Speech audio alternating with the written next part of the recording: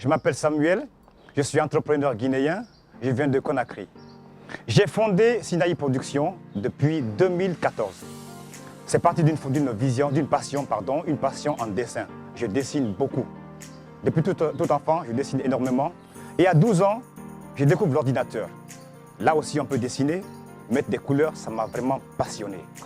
Après, j'ai découvert que les gens sont prêts à payer de l'argent pour des dessins bien imprimés. C'est parti comme cela. Carte de visite, carte de mariage, d'anniversaire. Et comme ça, de fil en aiguille, ça a évolué. Des badges, des t-shirts, des livres, des pliants. Voici comment est né Sinaï Productions. Une passion devenue un métier. L'impact numéro 1 d'une imprimerie comme Sinaï Productions, c'est d'abord l'employabilité. Une imprimerie demande beaucoup de personnel. Personnel de saisie, de production, personnel de livraison. Il faut beaucoup de personnes pour tourner une imprimerie. Par exemple, lors des campagnes électorales, nous sommes en pleine production. Beaucoup de demandes de t-shirts et là, forcément, j'emploie du monde. À part cela, l'entreprise Sinaï Productions vise aussi à faire le lien entre mes deux passions, le dessin et le dessin animé. À l'ordinateur, je peux dessiner des personnes, dessiner des hommes, des paysages, des univers. Et j'aimerais aussi prolonger cela pour en faire une entreprise de dessin animé et de jeux vidéo. La passion est vraiment grande à mon niveau et vraiment je compte y aller jusqu'au bout. L'idée avec cela, c'est de valoriser le contenu africain.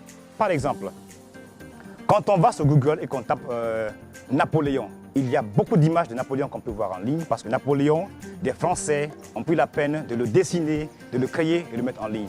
Mais par exemple, Samori Touré, Sundiata, Béhanzin, il faut des Africains pour créer un contenu 100% africain et le valoriser en ligne. Et c'est là que nous on se place. Nous aimerions créer l'univers africain, créer des scènes mythiques africaines, des batailles historiques africaines et ainsi mettre en valeur nos héros à travers des histoires et des jeux vidéo purement africains. Chez moi en Guinée, il y a un jeune que j'aime bien, que je connais aussi, Serge Abraham Tadé, qui a déjà créé un jeu vidéo africain, African Heroes.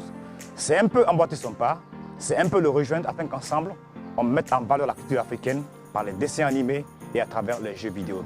C'est un secteur très porteur de croissance et on va y aller à pas rassurer en comptant sur les partenaires et sur des gens de bonne volonté avec qui on pourrait avancer ensemble afin d'en bénéficier et que dans les années à venir, on puisse avoir plusieurs jeunes entrepreneurs, leaders et managers pour la Guinée et pour l'Afrique.